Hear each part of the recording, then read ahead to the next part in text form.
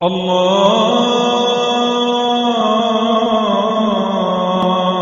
أكبر الله أكبر. بسم الله الرحمن الرحيم. اللہ رب العالمین کا جتنا بھی شکر ادا کیا جائے کم ہے کہ اللہ سبحانہ و تعالی نے ہمیں اپنا پسندیدہ دین اسلام عطا کیا۔ الحمدللہ ہم سب مسلمان ہیں، ہمارا دین اسلام ہے۔ جب ایک شخص دائرہ اسلام میں داخل ہوتا ہے تو اس کا جو طریقہ معلوم ہے وہ یہ ہے کہ وہ غسل کرے اور شہادتین کا اقرار کرے۔ تو آئیے اللہ کی توفیق سے علم حاصل کریں کہ شہادتین کلمہ طیبہ لا الہ الا اللہ محمد الرسول اللہ صلی اللہ علیہ وآلہ وسلم کی شرطیں کیا ہیں۔ شرط کی تعریف اصول فقہ میں اہل علم نے جو کی ہے، ما يلزم من عدمه العدم ومن وجوده الوجود ولا يلزم من عدمه الوجود او ولا يلزم من وجوده العدم۔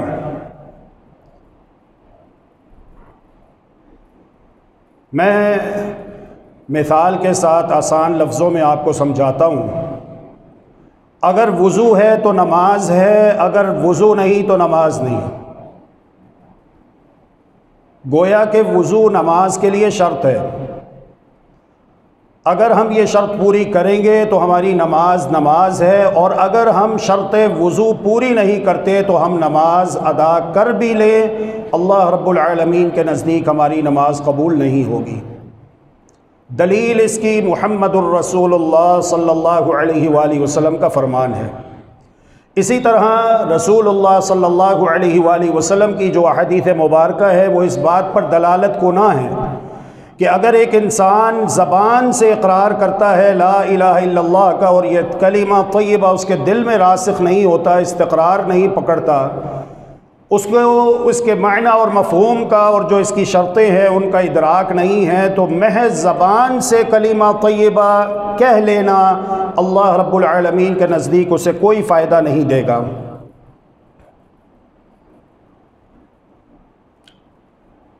کان لگا کر توجہ سے سنیے، اپنے دل دماغ کو حاضر رکھ کر بیٹھیے۔ بڑی اہم گفتگو اللہ کی توفیق سے ہونے جا رہی ہے، اور اللہ کا شکر ادا کیجئے کہ اللہ رب العالمین نے ہمیں یہ توفیق بخشی کہ ہم یہ گفتگو کریں اور سنیں۔ لہذا دل دماغ کو حاضر رکھ کر کان لگا کر پوری توجہ سے بات کو سنیے، سمجھیے اور اس کے تقاضے پورے کرنے کا عزم کیجئے، اور جو بات سمجھ میں نہ آئے اس کے متعلق سوال کیجئے۔ یہ امانت ہے آپ کی گردن میں۔ اس کا فائدہ یہ ہوگا کہ آپ دنیا و آخرت کی فوز و فلاح اور دنیا و آخرت کی نجات حاصل کر لیں گے انشاءاللہ، جس طرح کہ اللہ تبارک و تعالی نے وعدہ کیا ہے، انہ لا یخلف المیعاد، بلا شبہ اللہ سبحانہ و تعالی اپنے وعدے کی خلاف ورزی نہیں کرتا۔ کلمہ طیبہ لا الہ الا اللہ محمد الرسول اللہ صلی اللہ علیہ وآلہ وسلم کی پہلی شرط ہے العلم۔ العلم المنافی للجہل، علم جو کہ جہل کے جہالت کے منافی ہو۔ یہ علم حاصل کرنا اس انسان کے اوپر فرض قرار ٹھہرتا ہے جو کلمہ طیبہ کا اقرار کر کے دائرہ اسلام میں داخل ہو جاتا ہے۔ قیامت کے دن وہ عذر پیش نہیں کر سکتا، اور اگر کرے گا تو اس کا عذر اللہ تبارک و تعالیٰ کی بارگاہ میں قبول نہیں کیا جائے گا، کہ اللہ میں نے یہ عمل کیا، اس عمل کی بنیاد پر، اس کی بنا پر میری سرزنش کیوں کی جا رہی ہے، مجھے سزا کیوں دی جا رہی ہے؟ تمہارے اوپر فرض تھا کہ دنیا میں تم علم حاصل کرتے، اگر علم حاصل نہیں کیا تو تمہارا کوئی عذر اللہ رب العالمین کے ہاں قابل قبول نہیں ہے۔ تمہیں معلوم ہونا چاہیے، تمہیں علم ہونا چاہیے، اسی لیے کلمہ طیبہ لا الہ الا اللہ محمد الرسول اللہ صلی اللہ علیہ وآلہ وسلم کی پہلی شرط ہے علم۔ علم نور ہے، جہالت اندھیرے ہے، اور اللہ رب العزت نے قرآن مجید میں ارشاد فرمایا اللہ ولی الذین آمنوا یخرجهم من الظلمات الی النور۔ اللہ رب العالمین اپنے مؤمن بندوں کا دوست ہے، مددگار ہے، مولا ہے۔ یخرجهم من الظلمات الی النور، اللہ رب العالمین اپنے بندوں کو اندھیروں سے نکالتا ہے نور کی طرف، روشنی کی طرف۔ والذین کفروا اولیاؤہم الطاغوت یخرجونہم من النور الی الظلمات، اور جنہوں نے کفر کیا ان کے دوست طاغوت ہیں جو انہیں نکالتے ہیں نور سے اندھیروں کی طرف، اور جن کا یہ کردار ہے اولئک اصحاب النار، ان کے لیے جہنم کی آگ کی وعید ہے، ہم فیہا خالدون، وہ اس میں ہمیشہ ہمیشہ رہیں گے۔ تو علم حاصل کرنا یہ ہر مسلمان کے اوپر فرض ہے۔ سرور کونین رسول ثقلین جناب محمد الرسول اللہ صلی اللہ علیہ وآلہ وسلم ارشاد فرماتے ہیں طلب العلم فریضۃ علی کل مسلم، علم حاصل کرنا یہ ہر مسلمان کے اوپر فرض ہے، اور سب سے اولا، اہم، اولین علم اپنے خالق اور مالک اللہ ذو الجلال والاکرام سے متعلق ہے، جس کا حاصل کرنا ہر مسلمان، ہر کلمہ گو، مرد، عورت، جوان، بوڑھے کے اوپر فرض ہے، کیونکہ مسئلہ بڑا حساس ہے، بڑا نازک ہے، یہاں پر جہالت قابل قبول عذر نہیں ہے۔ کوئی یہ کہے کہ یا اللہ میں یہ عمل کرتا رہا اور قرآن اور حدیث کی روشنی میں وہ عمل شرک شمار ہوتا ہے، تو وہ قیامت کے دن اللہ رب العالمین سے یہ کہے کہ یا اللہ مجھے تو معلوم ہی نہیں تھا، اگر مجھے علم ہوتا تو میں یہ عمل نہ کرتا، تم نے علم حاصل کیوں نہیں کیا؟ تم نے اجنبی زبانوں میں اعلیٰ سے اعلیٰ تعلیم حاصل کر کے، ڈگریاں لے کر اعلیٰ سے اعلیٰ عہدوں پر فائز ہو گئے، لیکن تم نے قرآن مجید کا علم کیوں نہ حاصل کیا؟ تم نے حدیث مبارکہ کا علم کیوں نہ حاصل کیا؟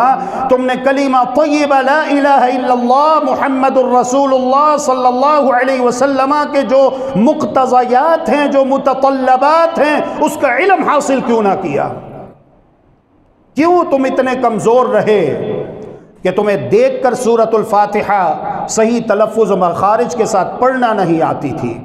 کیوں تم اتنا کمزور رہے کہ سورۃ التوحید، سورۃ الاخلاص، قل هو اللہ احد اللہ الصمد لم یلد ولم یولد ولم یکن لہ کفوا احد، جو کہ عام طور پر بچے کو یاد ہوتی ہے، تم اتنے بڑے ہو گئے لیکن تمہیں یہ سورت یاد نہ ہوئی؟ کیوں؟ آج تمہارا کوئی عذر قبول نہیں کیا جائے گا۔ جب تم مسلمان ہو، تم کہتے ہو کہ میں کلمہ طیبہ لا الہ الا اللہ محمد الرسول اللہ صلی اللہ علیہ وسلم کا اقرار کرتا ہوں، اب تمہارے اوپر فرض ہے، بے شک تم کھانا نہ کھاؤ، بے شک تم دنیا کا کوئی کام نہ کرو، لیکن یہ کام تمہارے اوپر فرض ہے کہ تم وقت نکالو، اور وقت نکال کر قرآن مجید کی روشنی میں، حدیث مبارکہ کی روشنی میں کسی استاد کے پاس بیٹھ کر علم حاصل کرو کہ اس کلمہ طیبہ کی شرطیں کیا ہیں۔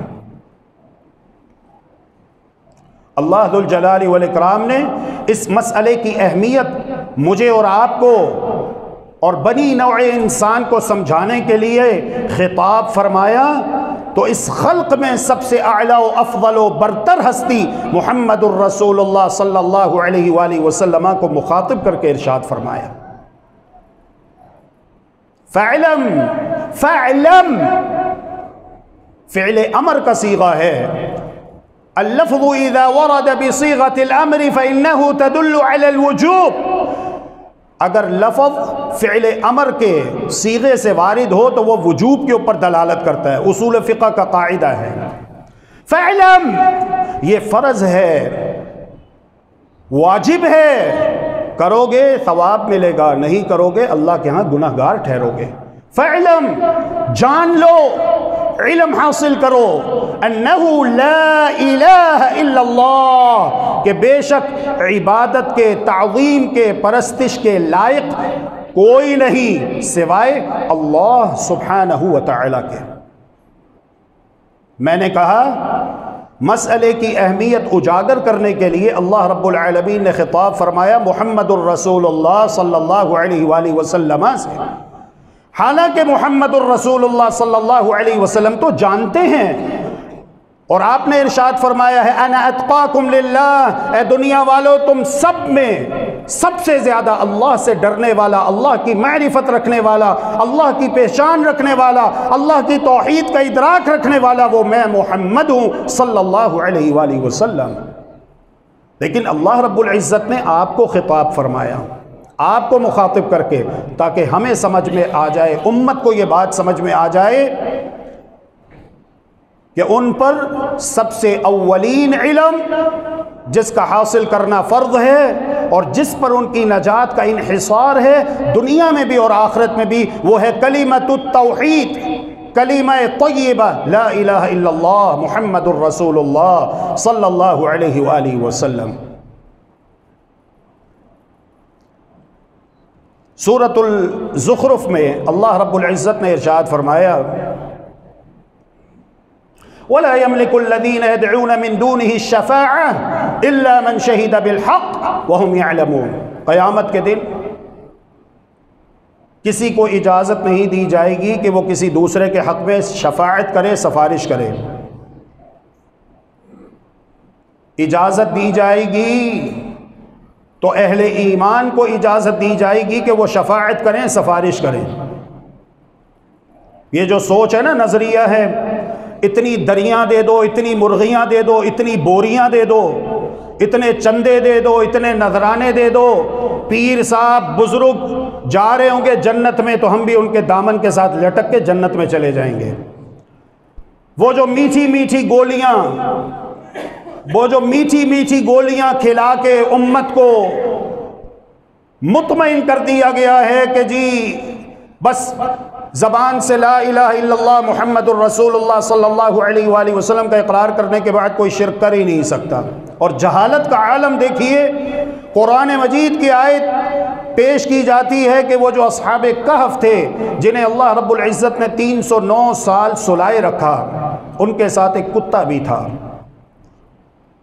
اولیاء کرام سے محبت، اولیاء کرام سے عقیدت.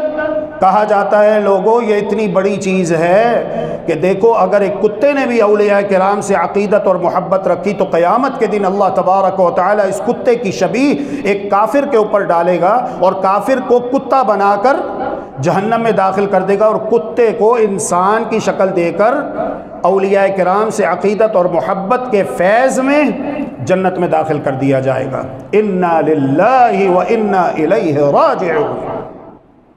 یہ ہے جہالت. یہ جہالت میری قوم میں کب پھیلی؟ جب میری قوم نے اللہ کے قرآن کو چھوڑ دیا اور اللہ کے نبی کے سچے فرمان کو چھوڑ دیا اور بہروپیوں کی بہروپیت کا شکار ہو گئے تو میری قوم میں جہالت پھیل گئی، جو کہ کلمہ طیبہ لا الہ الا اللہ محمد الرسول اللہ صلی اللہ علیہ وسلم کی پہلی شرط کے منافی ہے. حالانکہ پہلی شرط اس کلمہ طیبہ کی یہ ہے کہ آپ علم حاصل کیجئے. تو قیامت کے دن اہل ایمان شفاعت کریں گے، سفارش کریں گے. کن کے حق میں؟ کن کے لیے؟ ہر نتھو پھتھو کے لیے نہیں. جو ایمان والا ہوگا، توحید والا ہوگا. الا من شہد بالحق وہم یعلمون. جس نے زبان سے کلمہ طیبہ کہا لا الہ الا اللہ محمد الرسول اللہ صلی اللہ علیہ وسلم اور دل سے اس کا معنی سمجھا، دل سے اس کے معنی کا علم حاصل کیا اور اس کے مطابق زندگی گزاری، معنی ہر قسم کے شرک سے اپنے آپ کو بچایا، کیونکہ جب تک علم نہیں ہوگا اس وقت تک انسان اپنے آپ کو شرک سے بچا سکتا نہیں۔ قیامت تو قیامت ہے۔ اس کلمہ طیبہ کی اتنی برکتیں ہیں کہ دنیا میں ایک عورت نے کنویں پہ جا کر پانی پیا، پانی پینے کے بعد اس نے دیکھا کہ ایک کتا کنویں کے منڈیر پر اپنی زبان سے گیلی زمین چاٹ رہا ہے۔ اسے اس کتے پر ترس آ جاتا ہے، وہ اپنا موزہ اتارتی ہے، مشقت کے ساتھ نیچے کنویں میں اترتی ہے، کئی ایک مرتبہ اس عمل کو دہراتی ہے، موزے میں پانی بھر کر کتے کو پلاتی ہے، بالآخر کتا سیراب ہو جاتا ہے۔ صحیح البخاری کی روایت ہے، غور کیجئے گا، کلمہ طیبہ کی پہلی شرط علم کی برکتیں کیا ہیں، توحید کی برکتیں کیا ہیں۔ یہ عورت تھی تو فاحشہ، بدکارہ عورت تھی، لیکن توحید والی تھی، شرک اس نے نہیں کیا تھا، اور کلمہ طیبہ کو سمجھ کر دل سے پڑھا تھا، اور اپنے آپ کو علم حاصل کر کے ہر اس قول اور عمل سے بچایا، ہر اس نعرے سے بچایا جو کہ شرکیہ نعرہ ہے، شرکیہ قول ہے، شرکیہ عمل ہے۔ علم کی بنیاد پر اس نے اس کلمہ طیبہ کو سینے سے لگایا، دل میں بسایا، اور اس عالم میں جب اس نے کتے کو پانی پلایا تو اللہ رب العالمین نے اس کے اس عمل کی قدر کرتے ہوئے محمد الرسول اللہ صلی اللہ علیہ وآلہ وسلم ارشاد فرماتے ہیں فغفر اللہ لها فادخلها الجنہ، اللہ رب العزت نے اس عورت کو معاف کر کے جنت میں داخل فرما دیا۔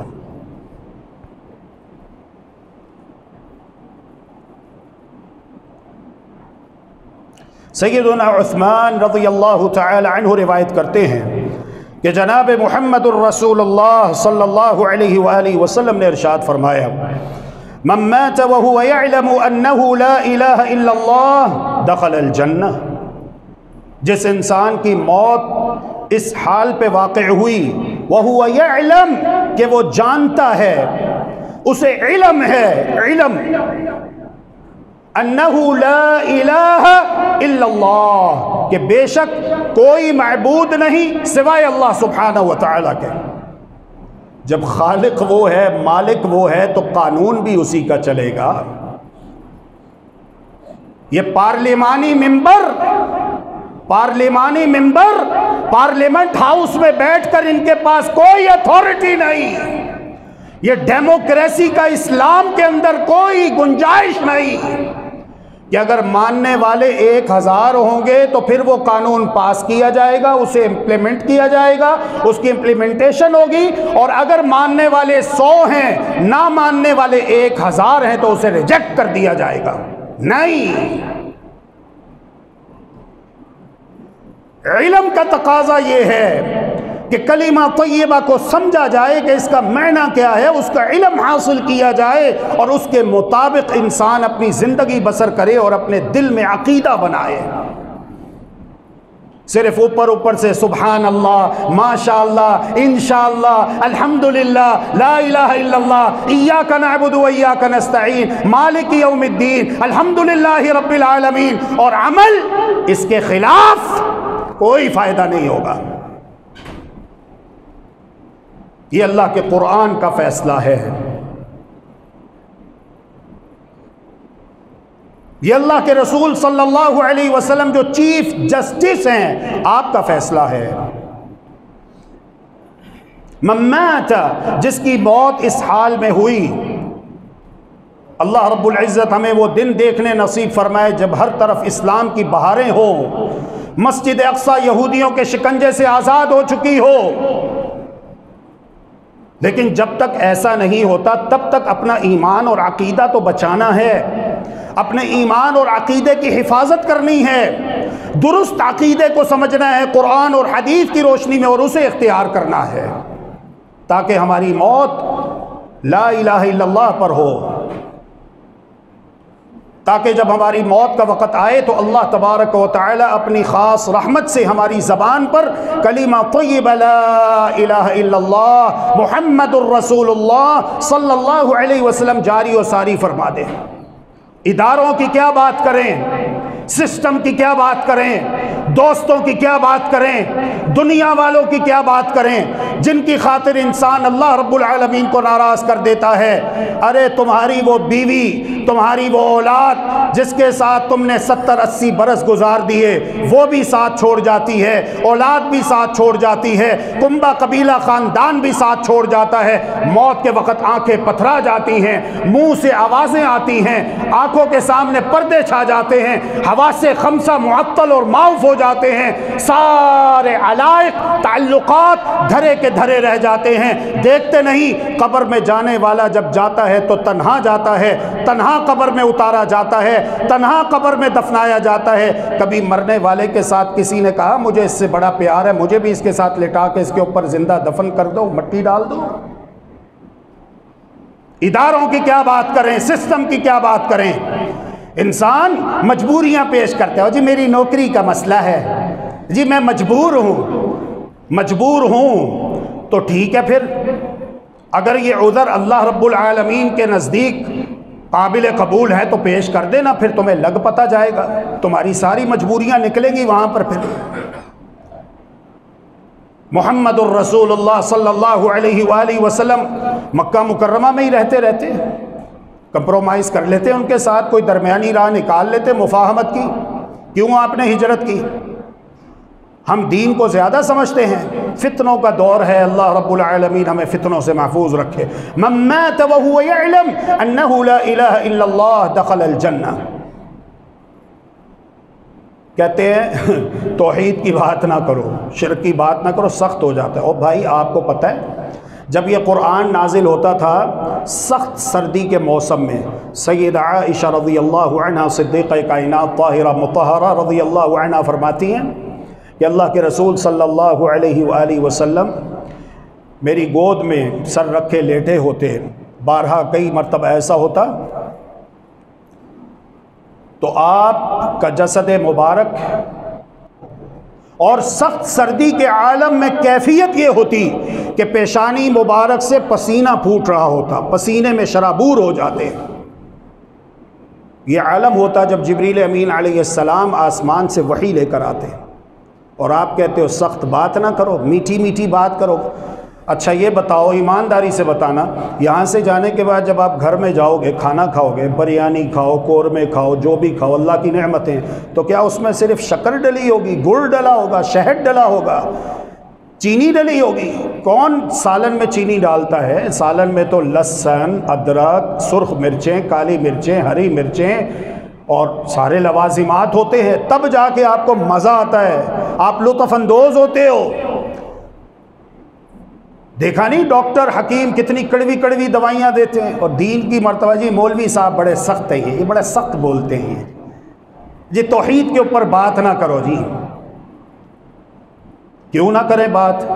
ایک عقیدہ ہی تو ہے ہمارے پاس، وہ بھی تم سے ہم سے چھین لینا چاہتے ہو، نہیں چھیننے دیں گے انشاءاللہ۔ من مات وهو يعلم انه لا الہ الا اللہ دخل الجنہ۔ لاسانی صرف اللہ ہے، اللہ کے سوا کوئی اور لاسانی نہیں ہو سکتا۔ اب یہ توحید ہے، قل هو اللہ احد، کہہ دو وہ اللہ ایک ہے، اپنی ذات میں ایک، اپنی صفات میں ایک، اپنے افعال میں ایک۔ لیکن جو توحید و سنت کے ڈاکو ہیں، انہوں نے چن چن کر اللہ رب العالمین کی صفات اس کے بندوں میں، اس کی مخلوقات میں تقسیم کر رکھی ہیں کہ نہیں کر رکھی؟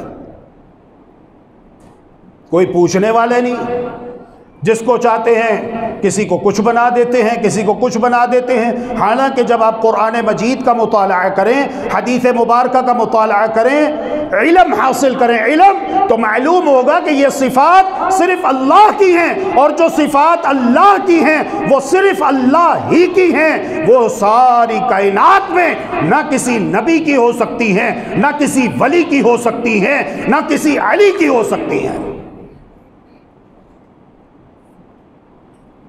علم حاصل کرنا، علم۔ مثالیں، بودی مثالیں پیش کی۔ دیکھو جی، اب آپ نے بادشاہ تک پہنچنا ہے تو بادشاہ تک پہنچنے کے لیے واسطہ وسیلہ چاہیے نا۔ آپ نے ایک منزل سے دوسری منزل پہ جانا ہے، ایک فلور سے دوسرے فلور پر آپ نے جانا ہے تو آپ سیڑھیوں کے ذریعے جاتے ہو کہ چھلانگ لگا کے چلے جاتے ہو؟ اور وہاں پہ مذاق اڑایا جاتا ہے، تمسخر کیا جا رہا ہوتا ہے توحید والوں کا، توحید والوں کا۔ بالکل وہی بات جو اللہ رب العزت نے قرآن میں بیان کی، وَإِذَا ذُكِرَ اللَّهُ وَحْدَهُ اشْمَأَزَّتْ قُلُوبُ الَّذِينَ لَا يُؤْمِنُونَ بِالْآخِرَةِ، اور جب اللہ اکیلے کا ذکر کیا جاتا ہے تو جن لوگوں کا آخرت پر ایمان نہیں ہے ان کے دل سکڑ جاتے ہیں، وہ اپنے دلوں میں تنگی محسوس کرتے ہیں۔ وَإِذَا ذُكِرَ الَّذِينَ مِن دُونِهِ إِذَا هُمْ يَسْتَبْشِرُونَ، اور جب اللہ کے سوا اوروں کا ذکر کیا جاتا ہے تو کھلکھلا اٹھتے ہیں، خوشی محسوس کرتے ہیں۔ اور جی دیکھو جی، آپ نے کنویں سے پانی نکالنا ہے تو آپ کس طرح پانی نکالو گے؟ ظاہر ہے کہ آپ رسی لوگے، ڈول لوگے، اس کے بعد پھر آپ پانی نکالو گے۔ تو اللہ رب العالمین تک پہنچنے کے لیے بھی واسطہ چاہیے، وسیلہ چاہیے۔ دیکھو نا جی، اللہ رب العالمین نے بھی تو اپنا قرآن اپنے نبی کے ذریعے سے ہمیں دیا، اپنا پیغام اپنے نبیوں کے ذریعے سے ہم تک پہنچایا، تو ہمیں بھی چاہیے جب ہم اللہ تک پہنچنا چاہیں تو نبیوں کے ذریعے سے، ولیوں کے، علیوں کے ذریعے سے پہنچیں۔ ڈائریکٹ کیسے پہنچ سکتے ہو؟ وہ جی جنید بغدادی ساری دنیا کے چاروں کونوں میں نماز پڑھتے ہیں، جب سمندر کے چوتھے کنارے پر پہنچے، نماز پڑھ رہے تھے تو پیچھے سے آواز آئی، پیچھے مڑ کر دیکھا تو ایک شخص کھڑا ہوا تھا، کہنے لگے حضرت مجھے بھی اپنے ساتھ سوار کر لیجئے۔ کہا ٹھیک ہے، میری ایک شرط ہے، شرط یہ ہے کہ تو نے کہنا ہے یا جنید یا جنید یا جنید۔ اس نے کہا ٹھیک ہے حضور، جیسے آپ کہتے ہیں۔ جب تک وہ یا جنید یا جنید یا جنید کہتا رہا، سلامت رہا، اور جب شیطان نے اس کے ذہن میں یہ شبہ ڈالا،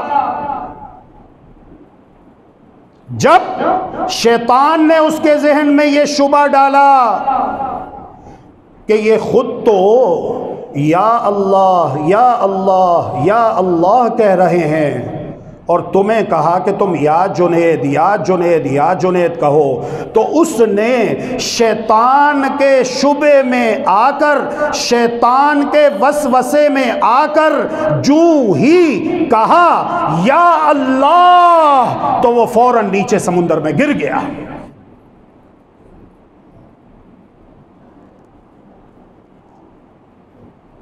جنید بغدادی نے فوراً ہاتھ بڑھا کر اسے نکالا، اگر نہ نکالتے تو وہ ڈوب جاتا، مر جاتا، ہلاک ہو جاتا۔ فوراً اسے نکالا اور دوبارہ اپنے ساتھ سلیمانی مسلح پر بٹھایا، ہواؤں میں اڑنے والا، اور کہا میں نے تجھے نہ کہا تھا کہ تو یا جنید یا جنید یا جنید کہے، اور تو جنید تک پہنچا ہی نہیں، اللہ تک پہلے ہی پہنچ رہا ہے۔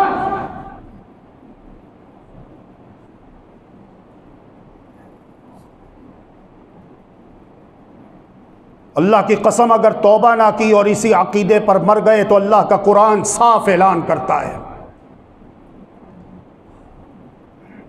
ان اللہ لا یغفر ان یشرک بہ، بلا شک و شبہ اللہ سبحانہ وتعالی شرک کرنے والے کو معاف نہیں کرے گا، اس کے علاوہ وَيَغْفِرُ مَا دُونَ ذَلِكَ لِمَنْ يَشَاءُ، جتنے بھی گناہ ہوں گے جس کے لیے چاہے گا سارے معاف کر دے گا۔ قرآن مجید کا دوسرا مقام، إِنَّهُ مَن يُشْرِكْ بِاللَّهِ فَقَدْ حَرَّمَ اللَّهُ عَلَيْهِ الْجَنَّةَ وَمَأْوَاهُ النَّارُ وَمَا لِلظَّالِمِينَ مِنْ أَنصَارٍ۔ اور ڈرنا چاہیے ان لوگوں کو، کہیں زمین کا منہ کھلے اور وہ زندہ زمین میں نہ دھسا دیے جائیں۔ اور جی دیکھو، اللہ کے رسول نے کہا ہے کہ قبر یا تو جنت کے باغوں میں سے ایک باغ ہے یا دوزخ کے گڑھوں میں سے ایک گڑھا ہے۔ اتنے بڑے بزرگ، اتنے بڑے اللہ کے ولی، ادھر سلام پھیرا تو 1 لاکھ ہندو مسلمان ہو گیا، ادھر سلام پھیرا تو 1,00,000 حافظ قاری ہو گیا۔ کیا تم اتنے بڑے ولی اور بزرگ کے بارے میں کہہ سکتے ہو نعوذ باللہ کہ ان کی قبر دوزخ کا گڑھا ہے؟ نہیں نہیں نہیں نہیں، توبہ توبہ، یہ تو ہم کہہ ہی نہیں سکتے۔ تو پھر یہی کہو گے نا کہ ان کی قبر جنت کے باغوں میں سے ایک باغ ہے۔ تو پھر ہم نے کون سا کوئی غلط کیا اگر ہم نے جنت کے باغ میں ایک دروازہ نکال کے اس کا نام بہشتی دروازہ رکھ دیا؟ ہم نے کون سا غلط کیا؟ بلکہ ہم تو یہ کہتے ہیں کہ یہ تو دروازہ ایک جانب ہے، یہ چاروں طرف ہونا چاہیے۔ دو تم اس طرح کی مثالیں، توبہ کیے بغیر مر گئے، اللہ کی قسم اس دن ہم بھی کھڑے ہوں گے، تم بھی کھڑے ہوگے اور اللہ کی عدالت میں فیصلہ ہوگا۔ کہتے ہیں جی قیامت والے دن پتہ چلے گا کون صحیح ہے کون غلط ہے۔ اوہ قیامت والے دن پتہ تو چلے گا، لیکن کبھی سوچا ہے دنیا میں یہ اللہ کا قرآن کیوں آیا؟ اس قرآن کے ناموں میں سے ایک نام کیا ہے؟ الفرقان، حق اور باطل کے درمیان فرق کرنے والی کتاب، توحید اور شرک کے درمیان فرق کرنے والی کتاب، سنت اور بدعت کے درمیان فرق کرنے والی کتاب۔ اللہ کے رسول کیوں تشریف لائے؟ بتانے کے لیے کہ یہ توحید ہے، یہ شرک ہے، یہ سنت ہے، یہ بدعت ہے، یہ صحیح ہے، یہ غلط ہے، یہ حق ہے، یہ باطل ہے۔ قیامت کو تو پتہ چلے گا ہی چلے گا، دنیا میں بھی الحمدللہ پتہ چل چکا ہے۔ اے اللہ تجھے تیرے پیارے پیارے ناموں کا واسطہ ہمیں حق کی معرفت کے بعد اور حق کا علم ہو جانے کے بعد گمراہی سے بچا لے، ہدایت پر ثابت قدم رکھ، زندہ رکھ تو اسلام پر، موت دے تو ایمان پر۔ بس یا اللہ ہمیں اور کچھ نہیں چاہیے، یا اللہ ہمیں تیری رضا چاہیے، ہمیں توحید و سنت کا بیش بہا قیمتی خزانہ چاہیے، ہمیں علم چاہیے، علم قرآن اور حدیث کی روشنی میں توحید کا تاکہ ہم اس کے تقاضے پورے کریں، اور شرک کا تاکہ ہم اپنے آپ کو اس سے بچائیں۔ اور یہ فرض ہے، اگر آپ حق کی معرفت حاصل کرتے ہیں تو آپ کے اوپر فرض ہے کہ آپ باطل کو بھی پہچانیں، کیونکہ جب تک باطل کا علم نہیں ہوگا تو باطل میں واقع ہو جائیں گے۔ اور یہ سنت ہے محمد الرسول اللہ صلی اللہ علیہ وآلہ وسلم کی۔ کیوں محمد الرسول اللہ صلی اللہ علیہ وسلم نے ابتدائے اسلام میں، جبکہ ابھی اسلام نیا نیا تھا، ارشاد فرمایا خبردار تم میں سے کوئی بھی قبرستان نہ جائے۔ کیوں؟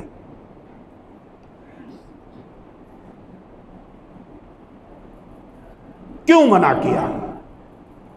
کیوں روکا؟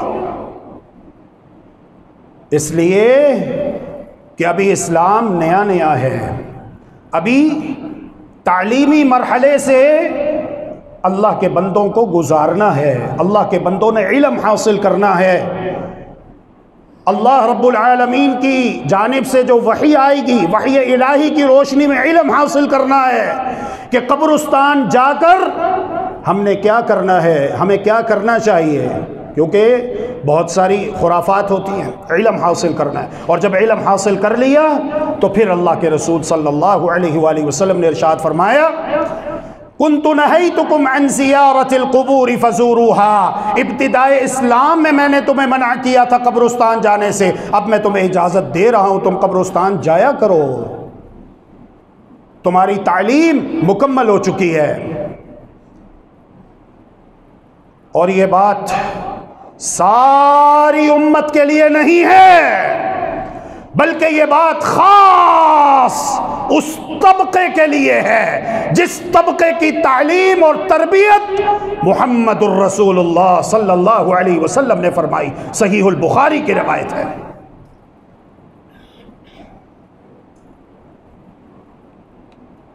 اب مجھے اس بات کا کوئی ڈر نہیں کہ تم شرک کرو گے،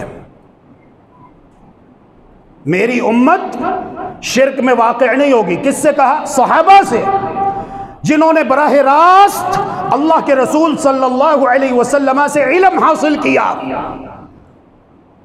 یہ علم کی برکت ہے، علم کی برکت کہ اللہ کے رسول نے اتنی بڑی خوشخبری اپنے صحابہ کو دے دی، اے میرے صحابہ، اللہ کے فضل و کرم سے میں نے تمہاری ایسی تعلیم اور تربیت فرما دی، اب مجھے تمہارے بارے کوئی اندیشہ نہیں، کوئی ڈر نہیں کہ تم میرے بعد شرک کرو گے۔ البتہ یہ ہے کہ دنیا کے دروازے ہر جانب سے تمہارے اوپر کھول دیے جائیں گے، مجھے اس بات کا ڈر ہے کہ کہیں تم دنیا کے فتنے کے اندر مبتلا نہ ہو جاؤ۔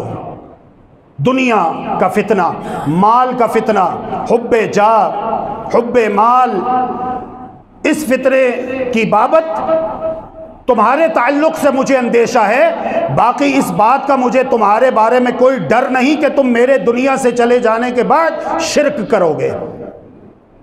صحابہ سے کہا، کیونکہ رسول اللہ صلی اللہ علیہ وسلم نے بذات خود ان کی تربیت فرمائی، یہ علم کی برکت ہے۔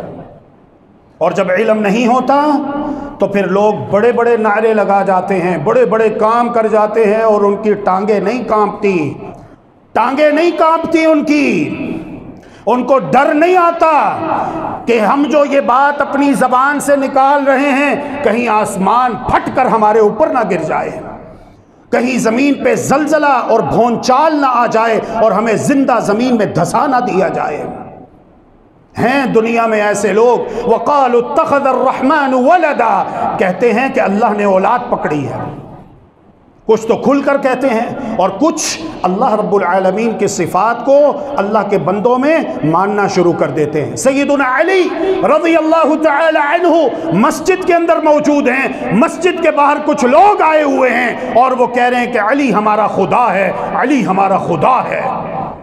علی رضی اللہ تعالی عنہ نے انہیں منع کیا، اس طرح نہ کہو، میں خدا نہیں، میں الہ نہیں، الہ اللہ ہے، معبود برحق اللہ ہے، تم اس طرح کی باتوں سے باز آ جاؤ۔ وہ کہنے لگے کچھ بھی ہو جائے ہم آگ میں کودنا گوارا کر لیں گے، لیکن ہم یہی کہیں گے، یہی نعرہ لگائیں گے، علی ہمارا خدا ہے۔ علی مولا تے کچھ نہیں رولا، علی مولا تے کچھ نہیں رولا۔ سب سے پہلے علی انا للہ و انا الیہ راجعون، علی رضی اللہ عنہ نے کہا باز آ جاؤ، نہیں باز آئے، کہا خندقیں کھودو، آگ جلاؤ، زندہ آگ میں جلانے کا حکم دے دیا۔ ٹھیک ہے، پھر ایسے تو پھر ایسے ہی صحیح۔ من مات وہو یعلم، علم بہت ضروری ہے۔ علم کس بات کا علم حاصل کرنا ہے؟ کلمہ طیبہ کی شرطوں کا۔ پہلی شرط کیا ہے؟ العلم المنافی للجہل، علم جو کہ جہالت کے منافی، علم ہونا چاہیے آپ کو۔ یہ توحید ہے، یہ شرک ہے۔ کلمہ طیبہ اس کام کو کرنے کی اجازت دیتا ہے اور اس کام سے ہمیں روکتا ہے، اس کا علم ہونا چاہیے آپ کو۔ اور اگر آپ اس کا علم حاصل نہیں کرتے اور لگے رہتے ہیں ایسے افکار و نظریات میں، تصرفات میں، اقوال، اعمال، حرکات، سکنات میں، اور قیامت کے دن آپ یہ کہہ دیں یا اللہ مجھے تو پتہ ہی نہیں تھا۔ اب آپ سوچیں قرآن کیا کہتا ہے؟ اللہ رب العالمین نے ہمیں دنیا میں بھیجنے سے پہلے عالم ارواح میں ہم سب کی روحوں کو اکٹھا کیا، قیامت تک جتنے بھی لوگوں نے آنا تھا ان سب کی روحوں کو اکٹھا کر کے اللہ تبارک و تعالی نے ان سے ایک عہد لیا۔ قرآن کہتا ہے وَإِذْ أَخَذَ رَبُّكَ مِن بَنِي آدَمَ مِن ظُهُورِهِمْ ذُرِّيَّتَهُمْ وَأَشْهَدَهُمْ عَلَى أَنفُسِهِمْ أَلَسْتُ بِرَبِّكُمْ، کیا تم اقرار کرتے ہو کہ میں اللہ رب العالمین تمہارا پروردگار ہوں، تمہارا خالق ہوں، تمہارا مالک ہوں، تمہارا مولا ہوں، تمہارا مددگار ہوں، تمہارا مشکل کشا ہوں، تمہارا حاجت روا ہوں، تمہارا بگڑی بنانے والا، داتا، دستگیر، گنج بخش، غوث اعظم، لجپال، غریب نواز، عزت و ذلت و طاقت و شفاعت و سلطنتوں کا مالک میں اللہ ہوں، کیا تم اقرار کرتے ہو؟ قالوا بلا، ہم سب نے کہا تھا جی ہاں، شہیدنا، یا اللہ ہم گواہی دیتے ہیں۔ اللہ رب العالمین نے فرمایا ان تقولوا یوم القیامہ انا کنا عن ھذا غافلین، دنیا میں بھیجنے سے پہلے ہی میں تم سے اس بات کا اقرار لے رہا ہوں، عہد لے رہا ہوں، تاکہ ایسا نہ ہو کہ دنیا میں زندگی گزار کر جب تم آؤ اور قیامت کے دن میں تمہیں حساب و کتاب کے لیے اپنی بارگاہ میں کھڑا کروں تو تم کہو کہ یا اللہ ہمیں تو علم ہی نہیں تھا، ہم تو اس سے غافل تھے، ہمیں تو پتہ ہی نہیں تھا کہ ہمیں دنیا میں کیوں بھیجا گیا، انا کنا عن ھذا غافلین، ہم تو اس سے غافل تھے۔ غفلت، اللہ رب العالمین اس سے ہمیں بچائے۔ اللہ رب العالمین ہم سب کو پکا سچا مسلمان بننے کی توفیق عطا فرمائے، اور جو کلمہ طیبہ ہم پڑھتے ہیں اس کی جو 7 شرطیں ہیں، 7 شرطیں، ابھی میں نے 1 بیان کی ہے، 6 باقی ہیں، انشاءاللہ اللہ کی توفیق سے بیان ہوتی رہیں گی۔ اللہ رب العالمین ہم سب کو اپنی حفاظت اور عافیت میں رکھے۔ اللہ رب العالمین ہمیں دین اسلام کا، خالص دین کا فہم صحیح قرآن و حدیث کی روشنی میں نصیب فرمائے۔ وآخر دعوانا ان الحمد للہ رب العالمین وصلی اللہ وسلم علی نبینا محمد وعلی آلہ وصحبہ اجمعین۔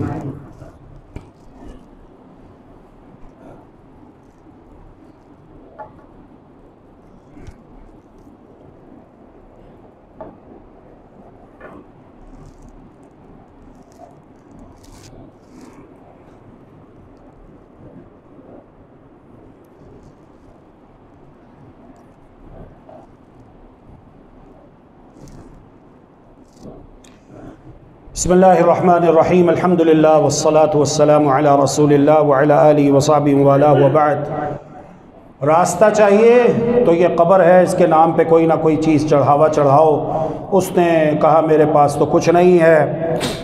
جو مجاور وہاں پر بیٹھے ہوئے تھے انہوں نے کہا تیرے پاس کچھ نہیں تو کوئی بات نہیں، اتنی ساری مکھیاں اڑ رہی ہیں، ایک مکھی پکڑ کر ہی چڑھاوا چڑھا دے۔ اب اس کے پاس علم نہیں تھا، لیکن اس کے اوپر فرض تھا کہ وہ علم حاصل کرتا، کیوں نہیں اس نے علم حاصل کیا؟ لہذا جہالت یہاں پر عذر نہیں ہے۔ اس نے یہ سوچا کہ ایک مکھی ہی تو ہے نا، قتل ہونے سے بچ جاؤں گا، راستہ مل جائے گا۔ اس نے مکھی غیر اللہ کے نام پر چڑھاوا چڑھا دی۔ مکھی حلیم کی بڑی بڑی دیگیں نہیں، بریانی کی قورمے کی دیگیں نہیں، چادریں نہیں، بڑے بڑے چڑھاوے نذرانے نہیں، ایک مکھی چھوٹی سی۔ محمد الرسول اللہ صلی اللہ علیہ وسلم نے ارشاد فرمایا فمات فدخل النار، دنیا میں اس کو راستہ مل گیا، قتل ہونے سے بچ گیا، لیکن جب مرا اللہ رب العالمین نے اس کو جہنم میں داخل کر دیا۔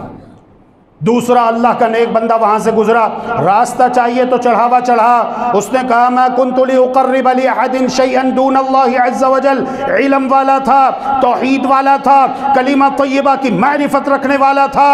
اس نے کہا کہ میں مر تو سکتا ہوں، گردن تو کٹوا سکتا ہوں، لیکن اللہ کے سوا کسی اور کے نام پر چڑھاوا نہیں چڑھا سکتا۔ اگر میرا مرنا اللہ نے یہاں پہ مقدر رکھا ہے تو دنیا مل کر بھی میری زندگی میں اضافہ نہیں کر سکتی۔ جو رات قبر کے اندر ہے وہ باہر نہیں، جو باہر ہے وہ اندر نہیں۔ اگر اللہ نے میرے لیے یہاں پر موت مقدر کی ہے تو میں ہنستا ہوا، مسکراتا ہوا، خوشی خوشی موت کو گلے سے لگانے کے لیے تیار ہوں، لیکن میری توحید، میری غیرت، میرا ایمان اس بات کو گوارا نہیں کرتا کہ میں اللہ کے ساتھ شرک کروں۔ میرا خالق، میرا مالک، میرا رب، میرا معبود اللہ ہے، لا الہ الا اللہ۔ علم تھا اس کے پاس۔ محمد الرسول اللہ صلی اللہ علیہ وسلم نے ارشاد فرمایا فضربوا عنقہ فدخل الجنہ، دنیا میں تو انہوں نے اس کی گردن اڑا دی، لیکن اللہ رب العالمین اس پہ اتنا راضی ہوا کہ اس کے خون کا قطرہ زمین پر گرنے سے پہلے ہی اللہ نے اس کو معاف کر کے جنتوں میں داخل فرما دیا۔ توحید کی برکت ہے، علم کی برکت ہے۔ اور اگر جہالت ہے تو یہ عذر نہیں ہے، یہ عذر نہیں ہے، اس کو خوب اچھی طرح سمجھ لیجئے، یہ عذر نہیں ہے۔ آپ کے اوپر فرض ہے کہ آپ وقت نکالیں اور علم حاصل کریں۔ اللہ رب العالمین ہم سب کو توحید و سنت کا بیش بہا قیمتی خزانہ نصیب فرمائے، اور شرک، بدعات، خرافات اور جاہلانہ رسومات سے اللہ رب العالمین ہم سب کو محفوظ و مامون فرمائے۔ اللہم آمین برحمتک یا ارحم الراحمین۔ ان اللہ وملائکتہ یصلون علی النبی یا ایہا الذین آمنوا صلوا علیہ وسلموا تسلیما۔ اللہم صل علی محمد وعلی آل محمد کما صلیت علی ابراہیم وعلی آل ابراہیم انک حمید مجید۔ اللہم بارک علی محمد وعلی آل محمد کما بارکت علی ابراہیم وعلی آل ابراہیم انک حمید مجید۔ اللہم اعز الاسلام والمسلمین واذل الشرک والمشرکین ودمر علی اعدائک اعداء الدین واجعل اللهم هذا البلد آمنا مطمئنا سخاء رخاء وسائر بلاد المسلمين. رب ارحمهما كما ربياني صغيرا. ربنا آتنا في الدنيا حسنة وفي الآخرة حسنة وقنا عذاب النار. اللهم اشف مرضانا ومرضى المسلمين. اللهم اشفنا بشفائك وداونا بدوائك وعافنا من بلائك يا أرحم الراحمين. اللهم عافنا في أبداننا، اللهم عافنا في أسماعنا، اللهم عافنا في أبصارنا. لا إله إلا أنت. ربنا تقبل منا إنك أنت السميع العليم، وتب علينا إنك أنت التواب الرحيم، واغفر لنا وارحمنا إنك أنت الغفور الرحيم، وتوفنا مسلمين والحقنا بالصالحين. وصلى الله وسلم على نبينا محمد وعلى آله وصحبه أجمعين برحمتك يا أرحم الراحمين. اللهم إنك عفو تحب العفو فاعف عنا. اللهم إنك عفو تحب العفو فاعف عنا.